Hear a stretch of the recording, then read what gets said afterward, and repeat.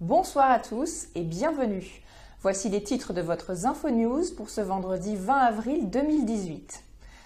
À 15 h, Wilson Titus s'est vu signifier sa mise en examen pour un port de stupéfiants en bande organisée. Le tribunal le considère comme la tête du réseau démantelé lundi dernier.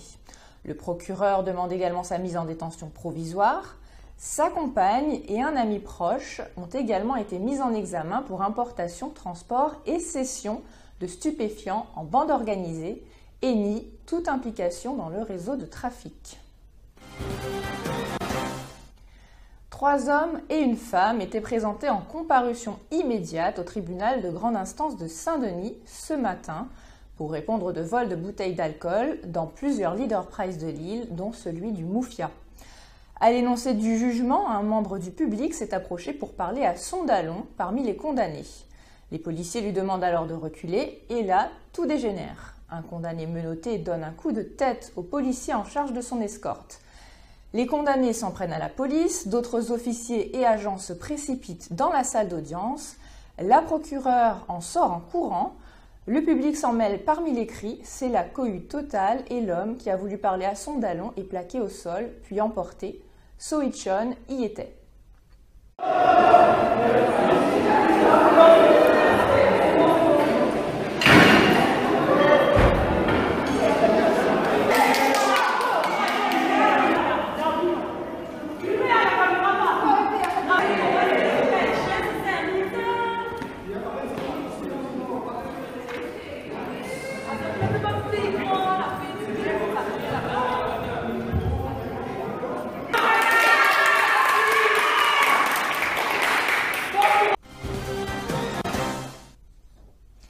Une nouvelle vidéo fait le buzz en ce moment sur les réseaux sociaux. S'agit-il des conséquences d'une prise de drogue de type chaman ou d'une mise en scène?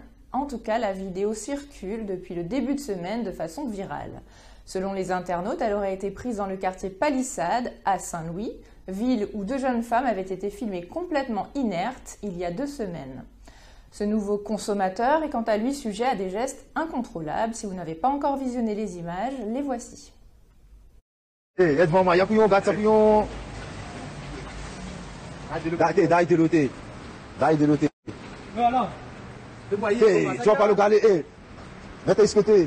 Mais pas comment couillon, va tous maman, y'a couillon. Mettez ce côté. Mettez ce côté.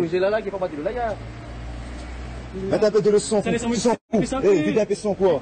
Videz un peu son côté. C'est beau, c'est beau. Ok.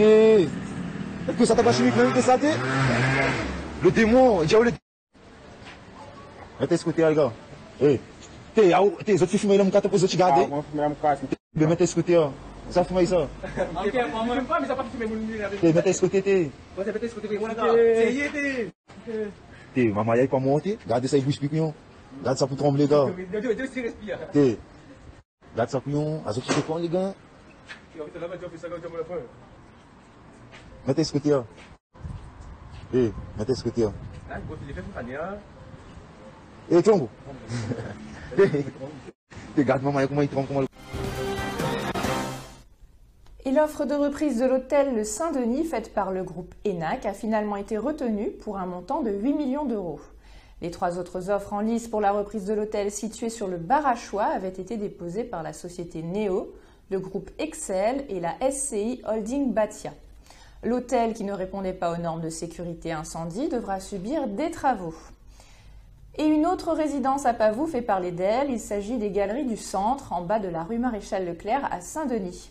Parking et sous-sol inondés d'excréments, fuite d'eau potable, compteur d'eau dégoulinant à côté des tableaux électriques, présence de rongeurs, le quotidien des habitants n'est pas de tout repos. Selon un locataire, le groupe à Pavoux estime qu'il faudrait investir 200 000 € pour réparer l'immeuble. Des images signées Laurence Gilibert. On a des fuites d'eau potable avant les compteurs et on a des fuites d'excréments permanentes. Cela se produit déjà depuis, ça fait déjà 2-3 fois en 2 ans. Et là, à nouveau, depuis 1 mois et demi, on est confronté à une fuite d'excréments qui vient donc de la rue Maréchal Leclerc. On a des odeurs pestilentielles qui remontent jusqu'aux étages. C'est quasiment impossible de marcher dans les étages sans avoir le nez pris et la gorge prise. Les parkings pour accéder à vos voitures ou simplement pour jeter les poubelles, il faut simplement passer avec des bottes, sinon vous marchez dans des crottes et de l'urine. La partie électrique de la résidence qui est complètement vétuste, où on a des tableaux électriques qui sont hors d'âge, de l'eau qui coule à côté de ces tableaux électriques à moins de 2 mètres, donc la sécurité est complètement à revoir. Vous avez des enfants qui peuvent s'électrocuter, des gens qui peuvent tomber dans le parking parce que ça glisse à cause de l'eau. On a une désinfection de l'immeuble qui n'a pas été faite depuis 2016, pas donc de désinfection au niveau insectes et raticides. Il y a des crottes de rats, il y a des cafards, comme vous avez pu le voir aussi. Ça commence à faire beaucoup quand même. Depuis le 18 avril, les radiosondages de Météo France s'effectuent via la station du Chaudron et non plus depuis celle de Gillot. Le principe repose sur un robot-sonde, c'est-à-dire un système automatique de lâcher de ballons sondes qui permettra d'augmenter la fréquence des relevés. Le site du centre météorologique sera bientôt labellisé au niveau mondial, site de référence pour la mesure en altitude, permettant de fournir des données de haute qualité et ainsi suivre rigoureusement les évolutions des paramètres atmosphériques dans le cadre du changement climatique. Plus de précision avec Jacques Écormier au micro de Samuel Hurlepen. C'était inévitable parce que la présence humaine sur la plateforme aéroportuaire des Gillots se terminera fin juin. Donc il fallait trouver un moyen pour garder toujours la même qualité de prévision, donc de mesure. Donc il fallait que le radiosondage soit effectué au Chaudron, au lieu où se trouve le centre de Météo France. Lorsque on va faire un lâcher manuel, il faut beaucoup de temps, il faut beaucoup de présence humaine. Là, avec ce robot-sonde, on pourra faire plusieurs radiosondages dans la journée. Donc c'est un gros plus pour lorsqu'on veut étudier, entre autres, les cyclones tropicaux. On doit prévoir le temps. Donc il faut connaître l'état de l'atmosphère. Et pour connaître l'état de l'atmosphère, il faut mesurer la température, le vent, l'humidité. Et donc, sur le sol, c'est mesuré par des stations, comme à Gillot. Et dans l'atmosphère, donc c'est un ballon qui transporte des capteurs, un ballon gonflé ici à l'hydrogène, qui transporte ces capteurs jusqu'à peu près 32 000 mètres. Et à 32 000 mètres, le ballon va exploser et un parachute va ralentir la chute des capteurs.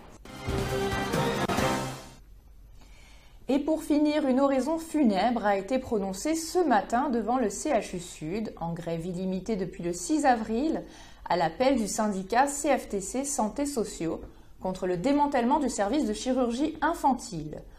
Aucune issue n'a été trouvée au conflit qui oppose le personnel non médical et la direction générale. La seule rencontre de négociation s'est malheureusement soldée par un échec. Le mouvement social, quant à lui, continue. Voilà qui referme cette édition. Excellente soirée et très bon week-end à vous tous. On se retrouve dès lundi midi pour un nouveau InfoNews.